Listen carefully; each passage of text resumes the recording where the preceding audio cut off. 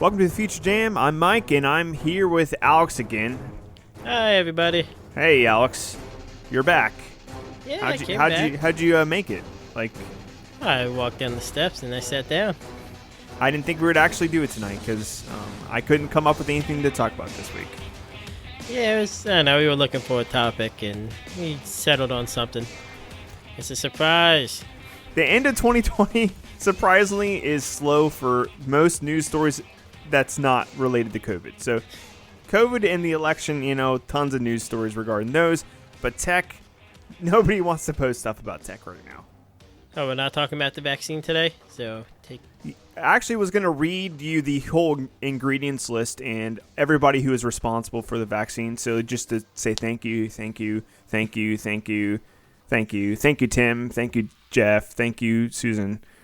Just go through a whole list of everybody who we need to thank for the vaccine. Good. So I have that printed out. I have a laser printer now, so it's going to go quick, but hold up just a minute and I'll get that list ready to go. Okay. We can put it in the show notes. Yeah, we'll put in the show notes a giant list of people we need to thank for the vaccine. But while that's printing out, let's get to our first. I would say it's dumb tech of the week or maybe fun tech of the week. It could be both. I'm excited for it. Reading more and more about it. You're not in high school. Why are you excited? I saw this documentary. I think it was called 21 Jump Street, about these guys who were older and went back to high school to learn more. I think that was it.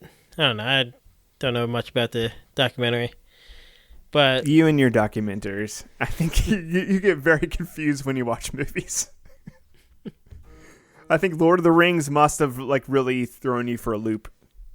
no, it's that's the aliens from Galaxy Quest. Yeah, if you guys are wondering what we're talking about, there's a news story out there about high schoolers that are competing to send remote control cars to the moon so they can race each other. Yeah, so two high schools teams will be picked, and their rovers will be sent to the moon for a moon race in 2021 that will be televised and cameras watching the whole race. I don't know who came up with this concept, but I think it's like the school has clubs like for nerds. I think this is like that for rich nerds. I don't. Well, there's a company called Moonmark Okay. who's involved, and a company called Intuitive Machines, who are actually going to be the first private company to the moon. Is their plan in 2025, I believe, or 2023. I think it's 2025. And this is how they're publicizing it by sending kids remote control cars to space. They're investing a lot of money in that. And racing them. I'm excited. The track on the moon is going to be designed by a Formula One track designer. Because they know the layout of the moon. They're going to build this special track. He's much aware of how to race cars on the moon and with the gravity and all that. They said the biggest issue for these race cars is going to be dust from the moon. I mean, dust is on Earth too. I don't know why people drive vehicles in the desert or like on sand dunes. I don't know why that's such a big deal. Maybe moon dust is super dangerous. Oh, it's special, like moon rocks. Yeah, just don't. I guess nobody's going to be up there smelling this moon dust, so I think we're fine. But maybe these little remote control cars could possibly break down. And there's no tow trucks up there. They didn't send remote control car tow trucks, so if it breaks down, all down the drain, all that money down the drain. I think even if it doesn't break down, they're just going to leave it up there. So you don't think they're going to fly them back? No, I think they're good. What if they get whatever one wins first prize? Do you think the person who won first place is going to want their car back so they can put it on their mantle with a little gold medal? If they want to, go up there and get it. That's true. We left all sorts of stuff up on the moon. Like there's the American flag. Yeah, that's the most important one. That's priceless. I think that's the only one worth noting. So let's jump to our second news story. I think that one is about what we're doing now. Yeah. We're video chatting, and we're both like horrified of our own faces, right? Aren't you? No, I am a very handsome man. Okay. I would say every 2 weeks, I tell my wife how lucky she is to be married to me, just for my looks. Do you? Yep. Yeah, I couldn't convince my wife of that one. So, but there's been plastic surgeons out there saying that they've been getting a uptick of customers because people are so like horrified by their faces in the little preview window in the video calls, because everybody's on these video calls for work and school and all that. Yeah, you're staring at your face more than you normally would. So they're saying a lot more people getting Botox and like lifts and all. That's because they don't want to look bad on these new 4K screens that things are streaming in. And I don't know, you're constantly looking at yourself. You're your toughest critic. So I think just the way our brains are wired, we don't like our own voices if we hear it back. Sometimes we don't like our own faces if we see it in a video camera, because it's not like the way our eyes perceive our face, because the video camera represents our face a little bit differently because cameras distort faces a little bit. I thought I saw something where like people think like when you look at yourself, you think you look better than you actually do or something like that. Oh God, then yeah, I'm I'm screwed. No, there was a lady that contacted me. I work for IT for a company, and she contacted me and let me know that is there any way to hide the video preview? She said, I can't stand looking at my face. Can we hide that? And I said, sorry, I can't do it. There's no way to do it. Sorry. I know like people getting like plastic surgery and all. I just grew a beard to hide my double chin, so I do it too. Yeah, I'm glad the beards are back, because that's the best way to do it, unless you're like a boy like me and can't grow a full man beard. So I'm a firm believer everybody can grow a beard if you just don't shave for 3.5 months. I've tried it. Also, I don't completely buy this news story either, because I don't know if this would really drive up the need for plastic surgery that much. I think it's more people are at home for longer so they can do all these surgeries without being embarrassed at work. Like, hey, Christina, what's wrong with your face? Like, what'd you do? She can get surgery at home and not have to show everybody at work that her face is all disfigured for a month. To be fair, when we worked together, you got in a lot of trouble for telling people what's wrong with their face. I did. I did. Or they said like if you go out, you have your mask on, so it kind of hides the swelling.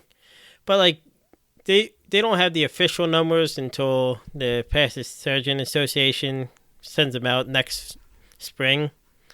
So people think like maybe it's just because everybody pushed them back at the beginning of the pandemic. I can't wait for those numbers to come out too. Like, I wait for them every year. Yeah, it's the only reason I get up in the spring. Exactly. That ends. They say that ends most seasonal depression just by reading that release of numbers every year. Yeah.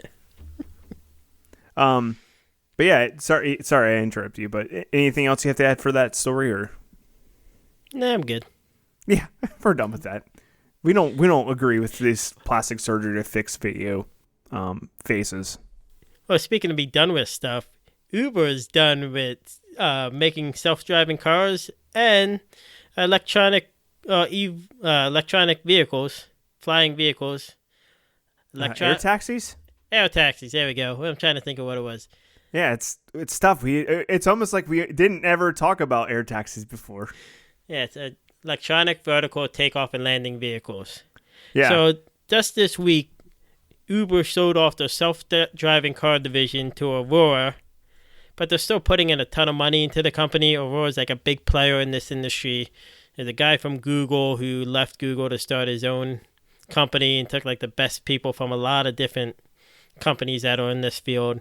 And then they sold off their flying taxi division to Joby Aviation. There's still going to be minority owners in both companies, but I think they just realized that this isn't for them. Yeah, I think that's probably what it is, because I read the headlines to these stories and I'm like, oh gosh, they just can't figure out these things. They can't figure out how to do self-driving cars or flying taxis. So I'm like, this is all doom and gloom. Then I read the story, and they're still like investing a lot of money in these companies. It's just they probably don't want to be responsible for it themselves. Well, I didn't realize how much trouble they had with the self-driving car division. I mean, they had a person die in 2018 from an accident with one of those self-driving cars. And I guess in 2018, like they said they were having accidents like every other day with one of their cars. Yeah, but don't they cover that with like cleanup fees and stuff like that? Like, But like so, like they just like couldn't regain the footing in that one, that section of the company. that's what I read too. They're probably just too busy worrying about whether to keep their drivers as employees or contractors. They're too tied up with how to treat their employees. And yeah, exactly. They're not too worried about the self-driving stuff. I was gonna say they spend so much money in California to keep their employees as contractors. So. Yeah. But they did say that once the self-driving vehicles from this company is good enough to use, that they're just going to, I guess, rent the tech from them or lease it. So they're going to use this self-driving tech eventually. They're just not going to, it's not going to be branded as Uber. It's going to be rented or like leased from this other company. Same with the flying taxis. Yeah, it won't be a Uber car, but it's going to be their car of choice or taxi of choice. Yeah, exactly. And yeah, I think that's about it for driving cars. Let's just navigate away from this and go to something a lot of families have in their house, and that's Netflix. And I don't have the Netflix for kids like profile on my TV because I don't have any kids yet, but you probably do, right? Yeah, we have the Netflix kids profile because we have a kid and I like kids movies. And Netflix just made it easier for parents to be super lazy and unattached from their kid and what they do. And I think that's good for the future because, kids shouldn't be in parents' lives and parents shouldn't be in kids' lives, I think. They need to be autonomous from each other. Like, it's good to be, your own person. Okay, so Netflix decided that they are going to email you like what shows your kids are watching and then tell you a little bit about the show so you can relate to your kid. Or you could just watch the show with your kid and have a conversation with them. All I think of it, this is going to take away from the people like when I was growing up. Pokemon, what's that? You watching that Pokemon? So that's why parents know what you're watching and can actually maybe talk to their kids. I don't mind kids shows. A lot of them are terrible, but there's some good ones. Yeah, and it's bonding time with your kid. Like, you could just like use the TV as a babysitter and leave the room, or actually sit there with your kid and enjoy a show with them. And maybe the kid will have questions like while they're watching the show, and you might be able to bond a little bit with the kid. But yeah, this is good for maybe parents that have nannies. And I'm being too harsh on parents right now, but yeah, no, back off, man. Yeah, I'm sorry if you use this, but yeah, as far as I know, my son only watches Paint Dry, so I don't really know what he's watching. He watches the Fireplace app on Netflix. Yeah. Well, like one cool thing they're doing, like they're sending out like activity, like booklets with this, and like the email and printable cuddling pages of like the characters they're watching. That's kind of cool. But they're planning in the future to roll out like a family group plan. So like if you're watching something but you have like younger kids, like the example they use, like if you're watching The Witcher and you have younger kids, they're like, oh, maybe you'll watch like The Curse as the whole family because it kind of has stuff for everybody. Like, it's younger for the kids that have something that you might like. That's kind of cool. I think I was actually thinking about this earlier, and we talked about this the other day, but I wish like these like Netflix and like these streaming services would do like basic basic TV releases of movies where they cut stuff out and they cut like the. Cause I remember watching like RoboCop on like Star 64 as a kid, and now like. And then I watch it as an adult. I was like, "Oh, there's nudity, and this movie's a lot more violent than I remember." I think they should like edit it out, like for the basic TV version of it. Oh, Alex, there you can get that Christian TV box that they make that you can preload movies into it, and it'll edit out all the cuss words and bad scenes. Like Kingdom of Heaven. Yeah. I think it's called like the Angel Box or something like that. I don't know off the top of my head, but yeah, there is a box that a Christian organization makes that will filter out all that stuff. That sounds awesome. Yeah, so maybe they need to make a streaming service that fits right in with your view of the world. They should. They truly should. Because there's not enough streaming services already, right? Yeah, do you want to get into our feature topic? Might as well, because we're talking about streaming services. So we are talking about the future of streaming. There's been a lot of streaming news in the past month and a half. Yeah, they're all like moving that direction because the theaters are closed and everybody's stuck in their houses. So streaming business is booming, buddy. Unless you're Quibi. Unless you're Quibi. Rest in peace. Yeah, so let's get them out of the way. They did not make it. And so, yeah, streaming it's the future. I mean, Disney's announced that they're moving a lot of their focus to the streaming platform, Disney Plus. They have 73 million subscribers, which is, I would say, a lot of people. Yeah, in a previous episode, we talked a bunch about how the theaters were hurting and how we were kind of iffy about the future of theaters. And after that we released that episode, there's been lots of news about theaters, bad stuff about theaters happening, and all these companies doubling down on streaming, like you're saying. And Disney announced a bunch of like restructuring to head towards streaming, because they're looking to have like a probably catch up to Netflix by 2024 or 2023, right? Their goal was by 2024 to have between 60 and 90 million subscribers.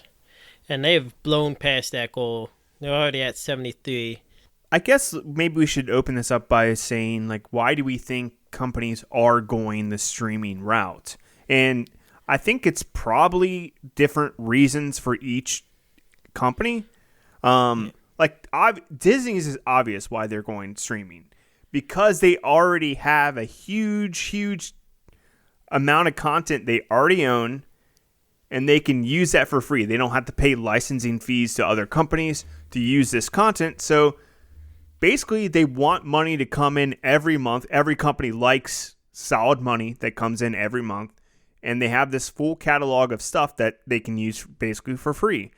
So it makes sense the most for Disney, but why do you think other companies are like doubling down on this? Well, just going back to Disney is like, and like when you get like a product that people really like The Mandalorian does crack the top 10 in the Nielsen ratings, and like Disney advertised now Mandalorian Mondays, where they have just a bunch of Mandalorian merchandising that they're selling, and like, because they always had the Disney Channel. But the Disney Channel was just geared to kids. Now they can have stuff for all ages and marketed that stuff to everybody. And you don't have to deal with cable companies. They don't have to, you always hear about those deals like, Viacom's not going to be in your area because they couldn't get a deal with Spectrum or something like that. But like the other companies, well, I guess the big one right now is HBO Max doing the news. Because Warner Brothers announced that, I think it's 17 of their movies. All their movies are going to be on HBO Max, but 17 of them are going to still be in the theaters and go directly to HBO Max for the release date for 30 days. Yeah, which doesn't make sense. Like, I think I read they were going to streaming first for 31 days, then they're going to theaters, which, right? It's same day. Same day? Yeah. So it's twofold. It's to boost HBO Max's numbers that have been a little bit lower, than what they thought it was going to be. HBO Max for itself is $15, so it's a little expensive for a new streaming service. And what is I like people like the theaters are mad because they're like, oh, this is going to hurt theaters. Is it going to hurt theaters more than Jurassic World Dominion being pushed back to 2022? At least they're getting something in the theaters that people can come see.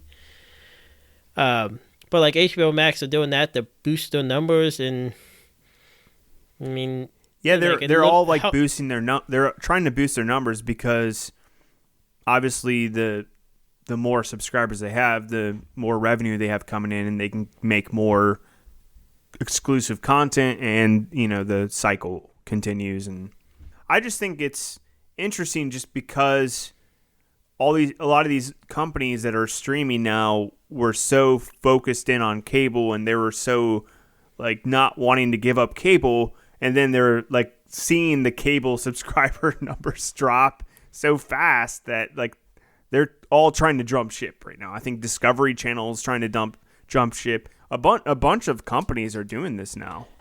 Well, they said cable provider is supposed to go down by 25 million by 2025. So I think these companies are finally seeing like, hey, this cable thing isn't viable. And I think it was Disney that really changed the game, where they came in and had such success. Because you look at I'll say the big two, the streaming platforms are Netflix and Hulu. They're streaming, and they've been around for over 10 years each. Yeah. Because I had them both when I was in college. Like I remember when Hulu was just on TV, or that's on your computer, and it was just like old shows from Fox, NBC, and ABC. And then it used to be free, I think, for a long time with commercials, and then they made it paid for like $5 a month, and they slowly raised the price. Like all these things slowly raise price. Yeah, and and then I think when Disney Plus came in, it really changed the game because they're seeing how much money. Like you said, Discovery Plus is launching this week, I believe. Yeah, and Discovery Plus is launching, and I find it that interesting because the cable companies that are late to the game are doing this because they're super pressed for money. Because, say, 10 years ago, Netflix would buy like content from all the cable companies and put it on their channel. But now Netflix is like, oh, we don't need to pay Discovery for their nature documentaries. We could just make our own nature documentaries. So Discovery's like, okay, we have this stuff we can't. Netflix doesn't want it because they're just making their own. And what are we going to do? We'll just open our own streaming service. Yeah, and I think you're seeing a lot more companies get it, and it makes sense. Like CBS kind of did it earlier.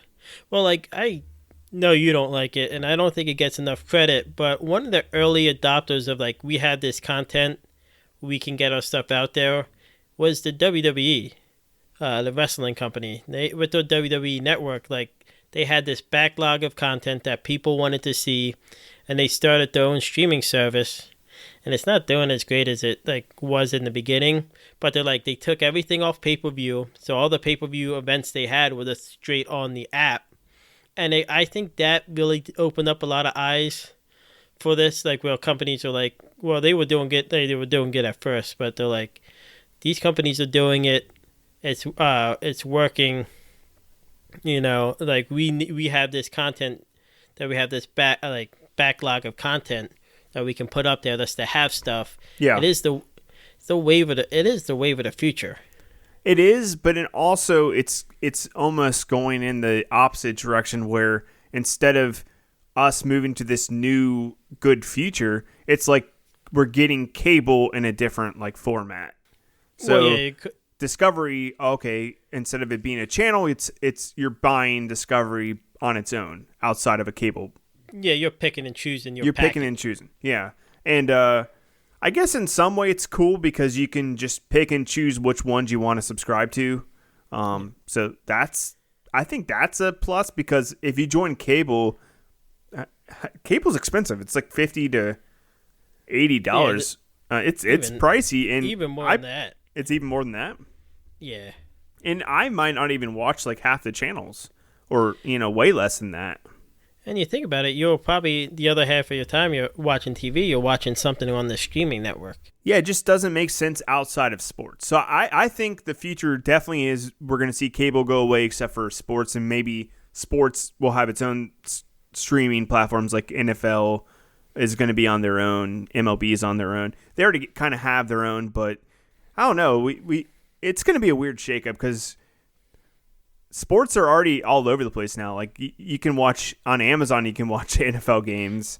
Hulu Live TV. Yeah, Hulu. It's almost harder to find stuff now since it's all on different places. One nice feature if you have a Roku is like you can talk into it and just say like, "How the Grinch Stole Christmas," and it'll bring you up where you can watch it, if it's free or not. Well, like, I get why, like, CBS, the Peacock Network, like, I get why they're doing it. The ones I don't get and I think would have gone under, like, for a while now is Amazon Prime or Apple TV. Like, but they're backed by, like, the technology portion. Like, these companies really want to get into this game. But, like, I am a firm believer Amazon has the worst user interface for, like, their Amazon Prime. Yeah, I can't stand it, but obviously I have Prime, so I use it. Well, but it's my least favorite app to use. I probably boot up Netflix first, then HBO, and then Hulu. That's my like order of operations. But like, cool. Like I hate, and I heard Apple does the same thing, but like Amazon, they do like you see like a movie and like, oh, I'm gonna watch that. Oh, I have to buy this. And then you're like, oh, I see something else I want to watch. Oh, I have to buy this. Like, this show, give me the free section. I should just be able to move the buying section. But they like intermix it, and like Amazon has had some like critically hit TV shows, and I would say popular, like the not Jack Reacher, what's it called? But John Krasinski. Oh yeah, Jack Ryan. Yeah, like they had some success with those, but like. The amount of money they put into it, like you don't really hear about them. They have like a huge subscription. It's like 150 million people. Yeah, and this is because people have Prime.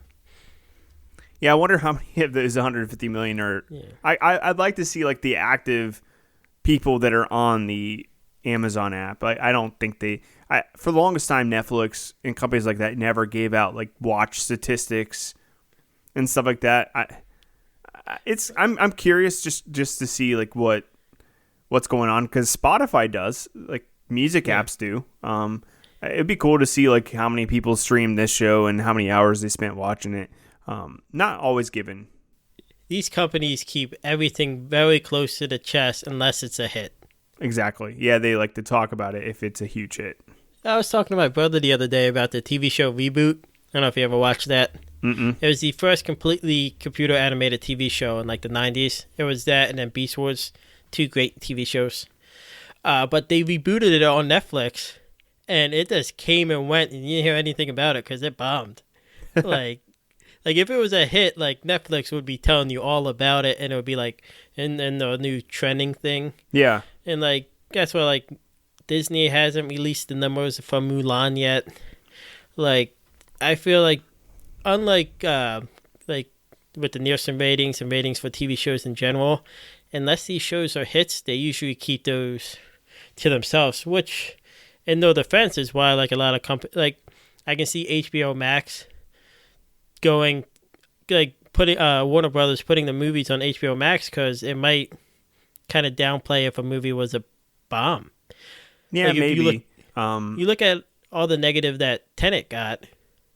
Tenet made its money, but like it made it over time. But if you look at all the negative press it got because it wasn't doing, pre-pandemic numbers.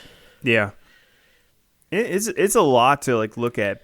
I like what Peacock did, where they have like their different tiers. Like they have a free tier that you don't have to pay for, but you have commercials. Yeah, I so do you can like watch that. Stuff.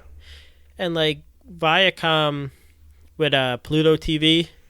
Mm-hmm. Pluto TV is free. You have commercials, and they just have a ton of stuff up there that just constantly scrolls.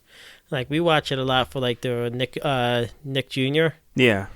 And like it's just free, and like they have their commercials, and none the commercials aren't that long. It's just annoying. It's the same commercial all the time. I'm not watching Archie's Mysteries. You don't have to keep showing me an ad for it. So we both kind of agree that streaming's probably going to kill cable for the most part, right? Well, I think so. Like AT&T is trying to sell off DirecTV. Like the numbers are just down. Like you're seeing these companies try to change. Like Comcast owns the Peacock network, so you see like they're trying to do something to get into this market, but cable's just getting too expensive, and it is pretty lucrative, especially if you're set up for success like Disney. yeah. Like I read somewhere that Disney, the clear profit margin on Disney Plus is like way more than like their parks and their actual theater revenue, like the actual profit. Yeah. So like a lot less work went into it, and they're making tons of profit off of it. Whereas the parks take tons of money to operate, tons of like, things can go wrong. And they have theaters. They have to worry about like theater like agreements and whether this movie is going to be a huge hit or not. So it's like roll of the dice. Like this one movie could be a huge hit or that could lose them money. So on streaming, they have guaranteed money.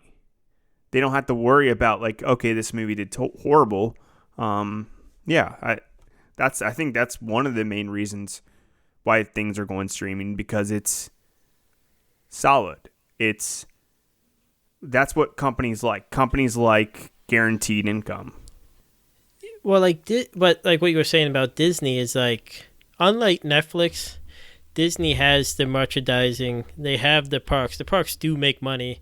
They make the money in the theaters. They have ABC. Like Netflix that's it. So like they constantly have to keep raising prices, and Netflix shells out a ton of money, like for these movies. Yeah. Like that they say like on Netflix originals like Well, they don't have a huge back catalog of stuff they own like Disney, so they have to make, and I think they saw the writing on the wall. Whenever like 6 or 7 years ago when they released their first big hit, the presidential drama show with Kevin Spacey. House of Cards. Yeah, House of Cards. They saw the writing on the wall then, and they said, unless we start coming up with our own content, we're going to be left in the dust, because eventually these companies are going to figure it out and take their IPs back. So Peacock is taking like The Office back, which is like their biggest show on Netflix in January, I think. So I think December 31st is the last day on Netflix. Yeah. So, and then Friends. Where did Friends go? Friends went somewhere. Maybe Hulu, but I'm not sure. I know Seinfeld has Hulu, but I think they might be moving too. So there's these big like tentpole like shows that are like classics that kind of help prop up a streaming service in its beginning, and then once they get their feet under them, they start branching out. But yeah, I mean it is the future, and then you have to get used to the Netflix strategy of your favorite TV shows only going to have 3 seasons and then get canceled. Yeah. I guess they did the numbers on that, and they said most people stop watching after the 3rd season. Well, I think, and they also say, like, at that point, like, because they give contracts for, like, 1 or 2 seasons. Like, if it's a successful show, like, the actors want more money and all. It's not worth it for them. I almost like it if they short and succinct, like, series. Like, I almost like miniseries even, where, it's at the end of the season, it's just done. It finished out its story. I think there's a place for that. It's kind of like an extended movie or a book or something like that. Do you think Netflix eventually caves and does weekly episode releases of their shows? They'll probably test it out. I think they've done that before. Didn't they have like a show where it was supposed to mimic like the morning talk shows. Haven't they tried that a couple times? Yeah, maybe I think the one like reality show they had did it, but like because that's what Disney does, and like Hulu does that too. Like where they'll release one episode a week.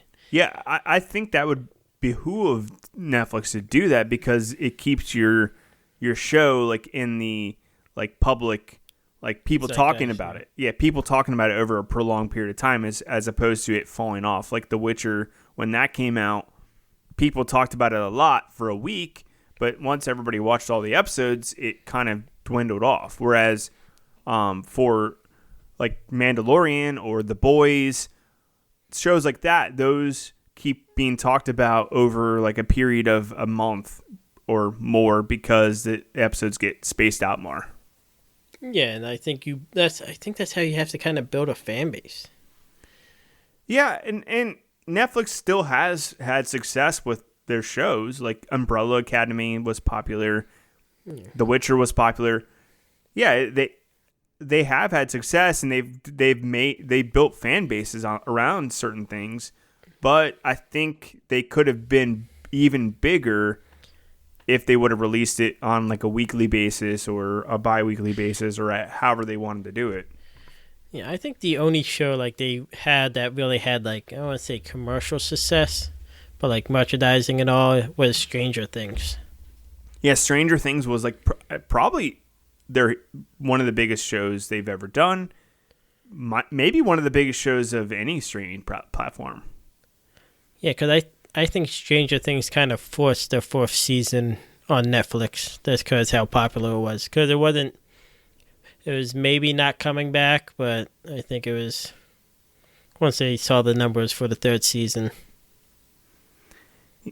Yeah, I wouldn't doubt it because there's a huge rabid fan base for that show. Well, Netflix pushes what they want to push. Yeah. Like, and I think, because, like, there was one show I liked on Netflix, Atypical. And, like, the third season came back, and I had no idea. But they kept emailing me that the new season of Frank and Gracie was on. I was like, I don't watch this show. I've never watched an episode of this show. The one show I do watch, you don't tell me it's back.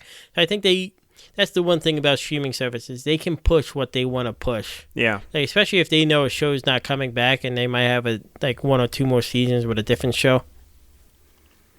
And I think a lot of these services are going to fail. Like we saw Quibi fail, and I'm guessing Discovery Plus is going to fail. And well, I think it's cheap. It's only like $6.99. That's not cheap for just one like category of stuff.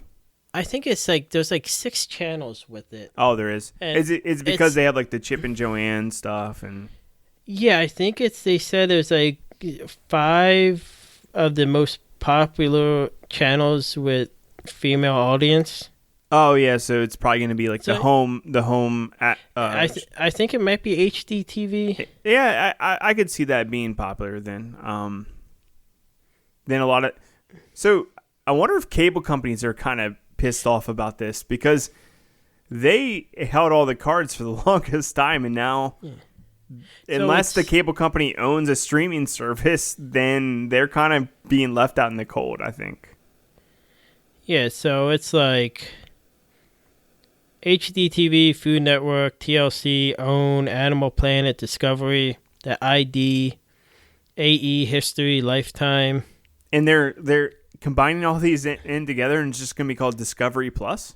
Yeah, I think Discovery might own all of them, or it might be like their big show. Yeah, I guess time will tell if it's popular. There's been lots of failed streaming platforms, like we talked about Quibi, Redbox. You sent me a news story about Redbox having their own streaming platform and stuff like that. And I remember back in 2014 when Redbox had their own streaming service with Verizon, and it fell through. Yeah. So you're gonna, I think in like 2 or 3 years, you see how it all shakes out. What's some things real quick before we sign off? What's some things you think that can be done differently with with streaming services that could be interesting. Like, because I know Netflix tried the Choose Your Own Adventure style show with what's that, Black Box or Black Mirror. Oh, they did it with Unbreakable Kimmy Schmidt. I watched that one. That was fun. I think Netflix is rolling out like those channels where they'll just have like a comedy channel and different comedies playing. I can see them doing that. I don't know. I like Hulu's doing this thing for the holidays, and Disney kind of does it too. They're owned by each other. Is where like they just have like a list of holiday episodes from different TV shows. Yeah. So if you wanted to watch Christmas episodes from, Seinfeld or Superstore or things like that, they just have them all on like a list and you can pick them, which I think it's neat. Hulu's also did a cool thing where I think Blumhouse, where they did like a different horror movie each month that was based around a holiday. So I think like stuff like that's fun. I don't like. It's just be interesting once more and more people cut cable. Like, yeah, Pluto does local news for like the major cities. I know you don't like watching the news, but I like watching the local news. So I think that's nice if more places do that. Like I can see like maybe like ABC and like Hulu like having local news and things like that. Yeah, I'm surprised like Netflix or some of those streaming services don't have more localized stuff. That'd be cool if Netflix had like a localized like content section. Yeah. Or Hulu or one of the big ones. So that's the Future Jam for today. This was supposed to be a short episode. Yeah, we just kept going. You could find us at the Future Jam on Twitter, Instagram, Facebook. Alex is posting out on Instagram like all the time, and it's blowing people's phones up. Like I keep telling them like, please stop posting videos on Instagram. I don't know what you're doing. But yeah, if you follow us on Instagram, you might get blasted, but please do. And you can call us at 513 Bot Cola. I think that's our phone number. Call us there. Leave us a message. If it's not us, then tell them wrong number. Sorry. But still be nice. Don't treat them poorly. Yeah. Don't. Have a good night, everybody. Have a good night. Bye.